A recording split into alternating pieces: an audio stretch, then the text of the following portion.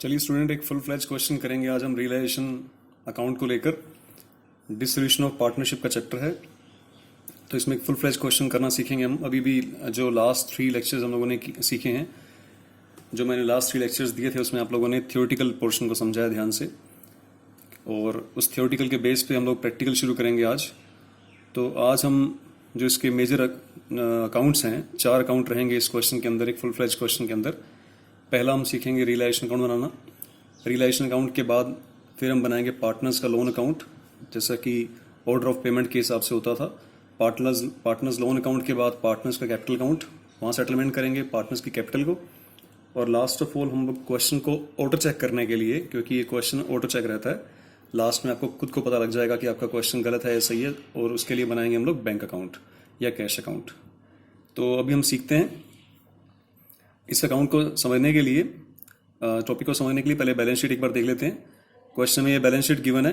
Balance sheet जैसे just like ABC 3 partners हैं, sharing 2:2:1, और they want to dissolve the firm को dissolution करने की सोच रहे हैं वो। और डिसोल्यूशन के टाइम ये बैलेंस शीट गिवन है फर्म की, जो भी लास्ट बैलेंस शीट है जिस दिन डिसोल्यूशन करना है उस डेट की बैलेंस शीट गिवन है। बैलेंस शीट के अंदर जो आइटम्स हैं उनको एक बार थोड़ा ध्यान से देखते हैं। आइटम्स को ध्यान से समझना बहुत ज़रूरी है, क्योंकि इसी के बेस पे फिर रिलेशन बनेगा, फिर पार्टनर्स का लोन, कैपिटल अकाउंट और लास्ट में बैंक अकाउंट बनेगा। तो देखिए, सबसे पहले एसेट साइड देखते हैं। इसमें बैंक, स्टॉक, बिल्डिंग, इन्वेस्टमेंट्स, इधर इन्वेस्टमेंट्स लिखा हुआ है, और इन्वेस्टमेंट के ऑपोजिट में इन्वेस्टमेंट फ्लक्चुएशन रिजर्व भी लिखा हुआ है। आप अच्छी तरह मीनिंग जानते हैं इन्वेस्टमेंट फ्लक्चुएशन रिजर्व का, काउंटर पार्ट रहता है इसका ये वाला। नेक्स्ट है डेटर्स दे रखा है, फिर इसमें से लेस किया गया provision for doubtful debts 500 rupees, 1700 रुपये कॉलम में आया हुआ है। गुडविल दे रखी है, ओल्ड गुडविल बुक्स में पड़ी हुई है। और ये कुछ और एसेट्स हैं जिनके नाम आप ध्यान से देखिए। प्रॉफिट एंड लॉस अकाउंट का डेबिट बैलेंस, यानी कि लॉस फिलहाल कुछ नहीं है। लोन टू पार्टनर, किसी पार्टनर को फर्म ने लोन दिया हो तो फिलहाल नहीं है। कैपिटल अकाउंट का डेबिट बैलेंस और करंट अकाउंट का डेबिट बैलेंस, यानी कि negative balance of partners capital account and current account, ये भी गिवन नहीं है क्वेश्चन में। ये समझाने के लिए बता रहा हूँ आपको मैं, क्योंकि क्वेश्चन में इनकी जरूरत पड़ सकती है। फिर है फिक्टिशियस एसेट्स। फिक्टिशियस एसेट्स में आप एग्जांपल ले सकते हैं। वैसे फिक्टिशियस एसेट्स का मतलब कृत्रिम या बनावटी संपत्ति जिसे बोलते हैं हम लोग, आर्टिफिशियल एसेट्स, जो एसेट्स ना होते हुए भी एसेट साइड में दिखाई जाती है।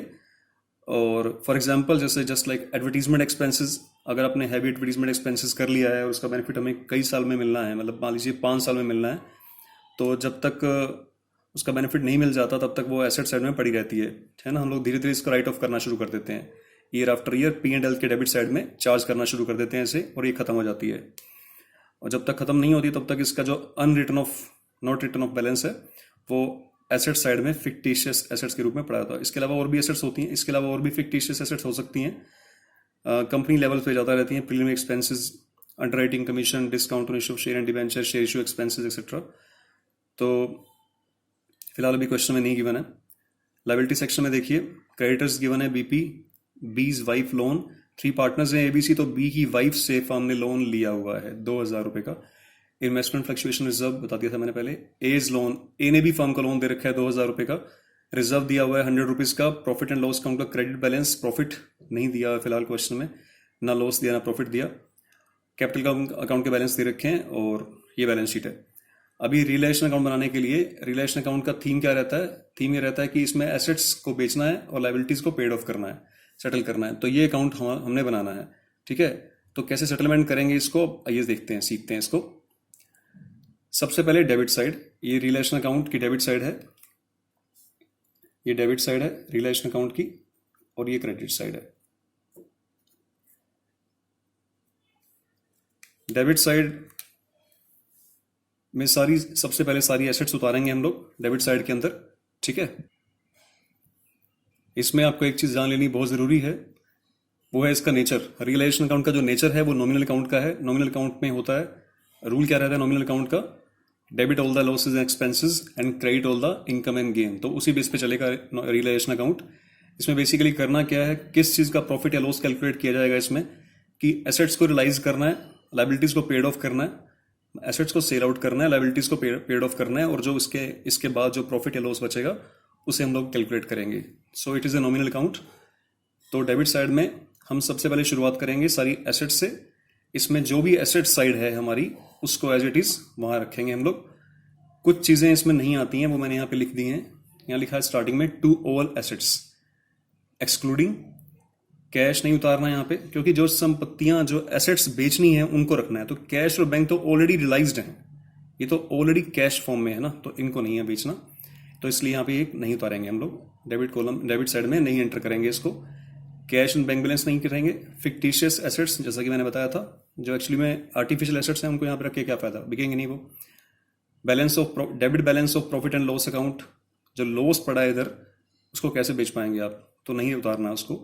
Capital account and current account के डेबिट बैलेंस अगर गिवन है, debit balance of current account and capital account अगर गिवन है तो वो यहाँ पे दिए होंगे आपको एसेट साइड में, वो यहाँ पे नहीं लिखने हैं। यहाँ पे बात कर रहा हूँ एक्सक्लूडिंग आइटम की। लोन टू पार्टनर, अगर फर्म ने किसी पार्टनर को लोन दिया हुआ तो उसको भी यहाँ पे आपने नहीं कवर करना है, ठीक है। अब लाइबिलिटी सेक्शन देख ले, अब क्रेडिट साइड देख लेते हैं। क्रेडिट साइड में लाइबिलिटीज को हम लोग रखेंगे, लाइबिलिटीज के बैलेंस जो है वो यहाँ पे शिफ्ट करेंगे हम लोग।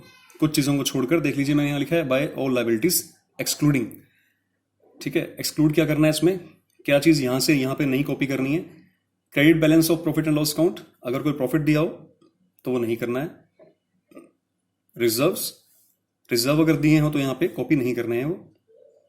पार्टनर्स के कैपिटल अकाउंट या करंट अकाउंट, कैपिटल अकाउंट या करंट अकाउंट यहाँ पे शिफ्ट नहीं करने हैं। हमने यहाँ पे उन लाइबिलिटीज को एक बार शिफ्ट करना है जिनको हम लोगों ने फर्स्ट ऑफ ऑल पेमेंट करनी है, and those liabilities are the liabilities of the outside person, मतलब थर्ड पार्टी की यहाँ पे लाइबिलिटी मेंशन करनी है सबसे पहले। क्योंकि हम लोगों ने थ्योरेटिकल पोर्शन में सीखा हुआ कि रियलाइजेशन का सेटलमेंट कैसे सेटलमेंट होता है डिस्ट्रीब्यूशन के वक्त। जो पैसा आता है फ्रॉम द, पैसा जो रियलाइज होता है from the sale of assets, उसकी सबसे पहले पेमेंट जाती है आउटसाइडर को, थर्ड पार्टी को, उसके बाद पार्टनर्स के लोन को, उसके बाद पार्टनर्स के कैपिटल अकाउंट को। आपको याद होगा मैंने बताया था कि अगर पार्टनर की वाइफ लोन दे रही है फर्म को तो वो आउटसाइडर में काउंट हो जाएगी। तो देखिए मैंने यहाँ पे लिखा है loan from the partner exclude करना है, मतलब शामिल नहीं करना है, लेकिन मैंने यहाँ पे वाइफ लोन नहीं लिखा है, तो वाइफ लोन यहाँ पे आएगा। जैसे ये ले रखा है ना बीज वाइफ लोन, तो यहाँ पे आएगा, मतलब उसकी पेमेंट पहले की जाएगी, ठीक है। तो ये चीजें हमें ध्यान रखनी है। इन चीजों में अगर कंफ्यूजन नहीं होगी तो इस क्वेश्चन को करना, इस अकाउंट को बनाना बहुत ही इजी है और ये क्वेश्चन आपका हो जाएगा। ये मान लीजिए पूरा चैप्टर ही हो जाएगा आज के, अगर हम आज का लेक्चर ढंग से सीख लेते हैं तो आपका चैप्टर बड़ी ही इजीली कंप्लीट हो जाएगा। तो क्योंकि फॉर्म दी एंड हो चुकी है, इसके अलावा इसमें कुछ नई चीजें, ज्यादा नई चीजें नहीं आएंगी इसमें, इसी में घूम फिर के क्वेश्चन आएगा। तो इसको अच्छे ढंग से सीखिए, इसी वीडियो लेक्चर में आपका पूरा चैप्टर कंप्लीट हो सकता है, ठीक है। तो अभी सोल्व करना शुरू करते हैं इसको हम लोग। सबसे पहले एसेट्स यहाँ उतारना शुरू करते हैं। जैसे यहाँ दे रखा है बैंक, बैंक तो नहीं उतारेंगे हम लोग, मना कर रखा है हाँ, बैंक तो ऑलरेडी रियलाइज्ड है। स्टॉक 1000 रुपये, तो यहाँ लिखेंगे हम लोग टू स्टॉक। पेन नहीं चल रहा अभी, कोई बात नहीं, पेन चेंज कर लेते हैं। टू स्टॉक, स्टॉक कितने का है, 1000 रुपये का, 1000 का स्टॉक है। फिर बिल्डिंग, टू बिल्डिंग, बिल्डिंग है 9000 रुपीज की। फिर इन्वेस्टमेंट्स, इन्वेस्टमेंट्स है हमारे पास 4000 रुपीज की। इसके बाद है डेटर्स। अब एक चीज ध्यान रखिएगा जो आपको मैं बता रहा हूं, डेटर्स जो इनर कॉलम में दे रखे हैं वो ग्रोस डेटर्स हैं, उसमें से फिर provision for doubtful dates less करके नेट डेटर्स जो बाहर दे रखे हैं डाउटफुल डेट्स, ठीक है। हमें जो यहां डेटर्स लिखने हैं वो 2200 रुपये लिखने हैं जो ग्रोस डेटर्स हैं, क्योंकि अब तो हो चुकी है फॉर्म 1, अब नेक्स्ट ईयर के लिए प्लानिंग छोड़ो, ठीक है ना। अभी तो ग्रोस डेटर यहां लिखने हैं, इसमें से देखते हैं कितने रुपए मिल सकते हैं इनसे हमें, तो ग्रोस डेटर हम यहां पे लिखेंगे, ठीक है। इसके बाद है गुडविल, टू गुडविल। इन सभी एसेट्स को हम लोग बेचने वाले हैं। इनमें से जो एसेट्स बिक जाएगी तो उसको हम लोग बेचेंगे, मैक्सिमम कोशिश करेंगे इनको बेचने की। उसके बाद देखिए अदर आइटम्स यहाँ पे कॉपी नहीं करनी हम लोगों ने। अब बारी आती है लायबिलिटी सेक्शन की। लायबिलिटी सेक्शन में सबसे पहली आइटम है क्रेडिटर्स, तो अभी बाय क्रेडिटर्स, क्रेडिटर्स रखे हैं 1000 रुपीज के। इसके बाद बिल्स पेबल, नेक्स्ट आइटम है 1000 रुपये की बिल्स पेबल है। फिर आएगा बाय बीज वाइफ लोन, आउटसाइडर लोन है ना, तो थर्ड पार्टी का पेमेंट हमें पहले करना है, तो इसको यहाँ पे शिफ्ट करेंगे हम लोग। फिर है इन्वेस्टमेंट फ्लक्चुएशन रिजर्व, मैंने यहाँ पे लिखा हुआ है एक्सक्लूड करना है रिजर्व को आपने, है ना, ध्यान दीजिए, एक्सक्लूड करना है आपने रिजर्व को। लेकिन इन्वेस्टमेंट्स के साथ जो उसका काउंटर पार्ट अगर इन्वेस्टमेंट फ्लक्चुएशन रिजर्व दे रखा हो, मतलब इधर इन्वेस्टमेंट्स हो उधर उसका रिजर्व हो, तो इसको काउंटर पार्ट में यहाँ पे लिख लेंगे। करेंगे कुछ नहीं, इसको पेमेंट नहीं करनी, मैं फिर बता देता हूं, इसको पेमेंट नहीं करनी है, लेकिन इस काउंटर पार्ट के रूप में यहाँ पे लिखना चाहिए इसको। अगर मान लीजिए किसी स्टूडेंट ने ये पॉइंट उसको याद नहीं रहा और उसने यहाँ पे इन्वेस्टमेंट फ्लक्चुएशन रिजर्व नहीं लिखा, ये मानते हुए कि कोई भी रिजर्व इसमें नहीं आता है, नहीं आता है तो कोई इशू नहीं है, नहीं लिखा तब भी उसका क्वेश्चन बिल्कुल ठीक जाएगा लास्ट तक, ठीक है, क्योंकि अल्टीमेटली इसको वो कैपिटल अकाउंट में डिस्ट्रीब्यूट कर देगा, वो फ्री रिजर्व है वाले। फिलहाल जब भी इन्वेस्टमेंट दे रखी हो तो उसके यहाँ पे रिजर्व उसके काउंटर पार्ट में लिखने हैं। इसी तरह जैसे डेटर्स दिया था, मैंने कहा था कि ग्रोस डेटर लेने हैं। प्रोविजन फॉर डाउटफुल डेट्स हमेशा ऐसा नहीं होता है कि इसमें से लेस करके दिया होता है, एक्चुअली में लाइबिलिटी सेक्शन होता है, तो लाइबिलिटी का पार्ट ये लाइबिलिटी में भी दिया हो सकता है, to provision for doubtful debts. तो डेटर्स ग्रोस डेटर आपने इधर लिख लिए, अब उसका काउंटर पार्ट जो प्रोविजन फॉर डाउटफुल डेट्स है वो इधर दिखाया जाएगा, to provision for doubtful debts 500 रुपये। करेंगे इसका भी कुछ नहीं, हमें किसी को पेमेंट नहीं करनी है, तो सिर्फ एक प्रोविजन है, हमारे प्रॉफिट में से बनाया हुआ है। इसी तरह इन्वेस्टमेंट फ्लक्चुएशन रिजर्व भी किसी को पेमेंट नहीं करनी है, लेकिन क्योंकि इसको सपोर्ट करते हैं वाले काउंटर पार्ट है तो इसलिए लिखा जा रहा है यहाँ पे, ठीक है। आप ये चीजें ध्यान रखेंगे तो अच्छा रहेगा आपके लिए। तो इसके अलावा और देखते हैं क्या रह गया। बीज wife loan, investment fluctuation reserve, as loan, A ने भी फर्म को लोन दिया हुआ है, लेकिन ए तो पार्टनर है, तो पार्टनर्स का लोन यहाँ पे फिलहाल सेटलमेंट नहीं होगा, उसके लिए अलग से अकाउंट बनाएंगे रिलेशन के बाद, पहले थर्ड पार्टी को सेटल करेंगे हम लोग, ठीक है।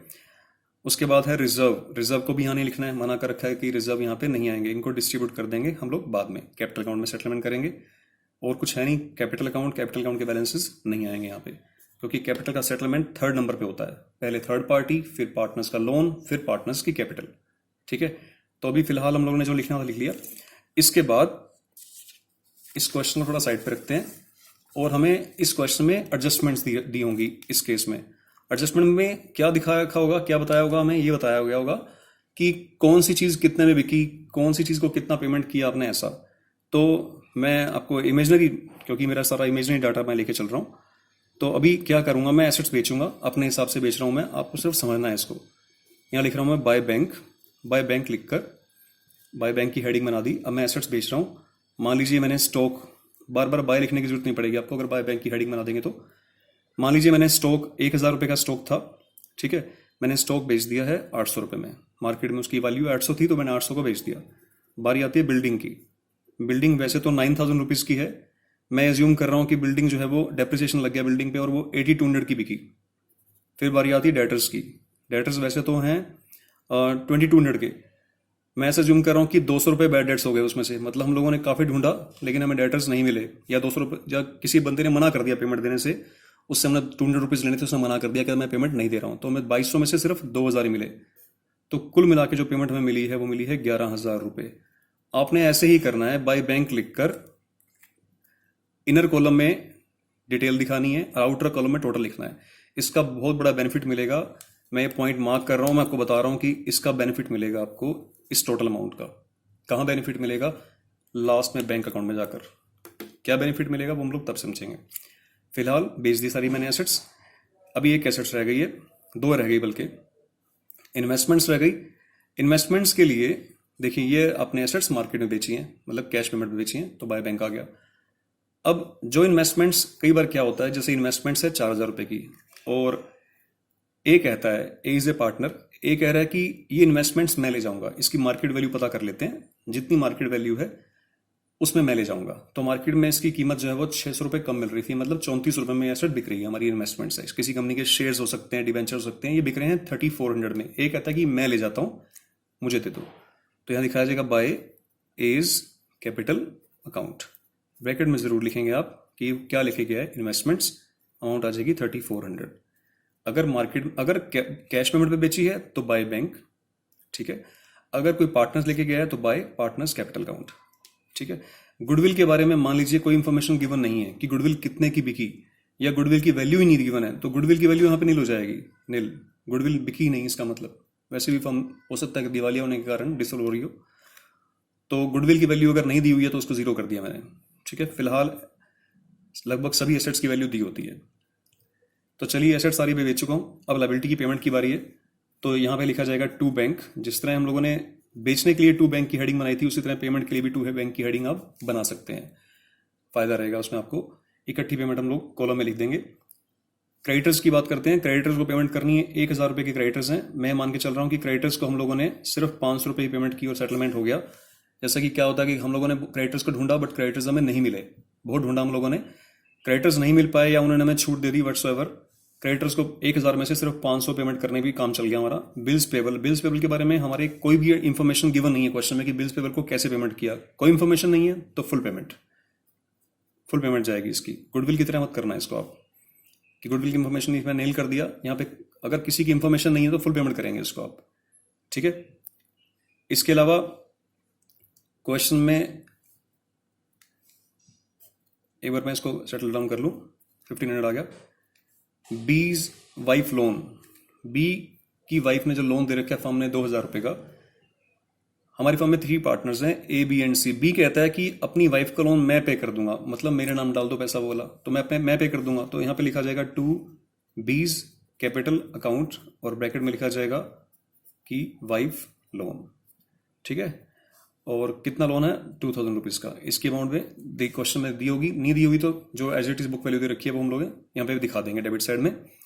तो यहाँ पे एक चीज़ सीखने को मिल रही है कि अगर पेमेंट फर्म से गई है तो टू बैंक, पेमेंट किसी पार्टनर ने की है या पार्टनर उसको पेमेंट करेगा तो टू बीज कैपिटल अकाउंट, यानी कि पार्टनर्स का कैपिटल अकाउंट आएगा। जैसा कि यहाँ पे था, अगर मार्केट में कोई चीज़ बेची है, मतलब कैश के बदले में बेची है, ठीक है, यानी कि मार्केट में किसी पार्टनर को भी अगर अपने कैश में बेची है, कैश मिला है फर्म को तो बाय बैंक, कैश पे किया है तो टू बैंक, कोई पार्टनर्स लेके गया एसेट्स तो बाय पार्टनर्स कैपिटल अकाउंट, कोई पार्टनर्स कहता है मैं पे करूंगा लायबिलिटी तो टू पार्टनर्स कैपिटल अकाउंट, इस हिसाब से चलेगा, ठीक है। इसके अलावा ये सारा जो प्रोसेस है ये रियलाइजेशन प्रोसेस बोलते हैं इसको। तो रियलाइजेशन प्रोसेस के लिए अगर आपने किसी पर्सन को हायर किया हुआ है और उसने इसके लिए कुछ खर्चा लिया है, कोई खर्चा किसी भी तरह का हो सकता है, क्योंकि जाना आना, लोगों से मिलना, डायरेक्टर्स क्रेडिटर्स को डील करना वगैरह वगैरह, तो उसने कुछ पेमेंट ली है, उसके लिए हमें उसको भी पेमेंट की है तो टू बैंक, उसको हम लोगों ने 400 रुपीज़ पे किए हैं, ठीक है। और किस लिए पे किए हैं, रियलाइजेशन एक्सपेंसेस के लिए। रियलाइजेशन एक्सपेंसेस, ये सारा काम करने के जो एक्सपेंसेस हैं 400 रुपये, ठीक है, दिखा दिया मैंने। अब इसके बाद मैंने सारी एसेट्स बेच दी हैं जो थी, लायबिलिटीज़ की पेमेंट कर दी है, सेटल हो चुका है। ध्यान रखिएगा इन्वेस्टमेंट फ्लक्चुएशन रिजर्व और प्रोविजन फॉर डाउटफुल डेट्स को मैं पेमेंट नहीं करूंगा, ये मेरे ही वो मेरा ही पैसा है, मतलब फर्म का पैसा है, फर्म के प्रॉफिट में से बना हुआ है रिजर्व और प्रोविजन बना रखे हैं मैंने, तो वो पड़े रहेंगे यहाँ पे। यहाँ पे पड़े रहने का मतलब ये है कि वो as it is capital account में ट्रांसफर हो जाएंगे। अभी हम लोगों ने क्या करना है, ये अकाउंट हमारा फिनिश हो चुका है, इसका टोटल करने वाला हूँ मैं अभी। टोटल करके इसका जो प्रॉफिट या लॉस जो भी आएगा वो डिस्ट्रीब्यूट कर देंगे। यहाँ पे आ रहा है अमाउंट आ रही है 20,300 रुपये, और 20,300 रुपये इस साइड का टोटल करेंगे तो 20,200 आता है, तो 100 रुपये का डिफरेंस रह जाता है। तो that is profit on realisation which is transfer to A's capital, B's capital and C's capital, तीनों में ट्रांसफर कर देंगे इनके ओल्ड रेशो में। ओल्ड रेशो मैंने क्वेश्चन में बता दिया था 2:2:1 था, सो 40 एंड 20 में इसको हम लोग ट्रांसफर कर देंगे। हमारा रियलाइजेशन अकाउंट क्लोज हो जाएगा इस हिसाब से, ठीक है। रियलाइजेशन अकाउंट एक नॉमिनल अकाउंट था, इसका मकसद ये था कि प्रॉफिट या लॉस कैलकुलेट हो जाए एसेट्स और लायबिलिटीज को सेट ऑफ करने के बाद। इसके बाद जो हमारा नेक्स्ट अकाउंट रहेगा वो रहेगा partners loan account. Partners loan account बनाएंगे इसके बाद हम लोग। क्वेश्चन देखिए फिर से, इसमें पार्टनर है एक, नाम है ए, तो ए ने फर्म को लोन दिया हुआ है, 2,000 रुपीज़ का लोन है, उसका अकाउंट बनेगा। ये सेकंड सेटलमेंट है हमारा, थर्ड पार्टी के बाद सेकंड सेटलमेंट पार्टनर्स के लोन का रहता है। तो आइए उसको सेटल कर लेते हैं।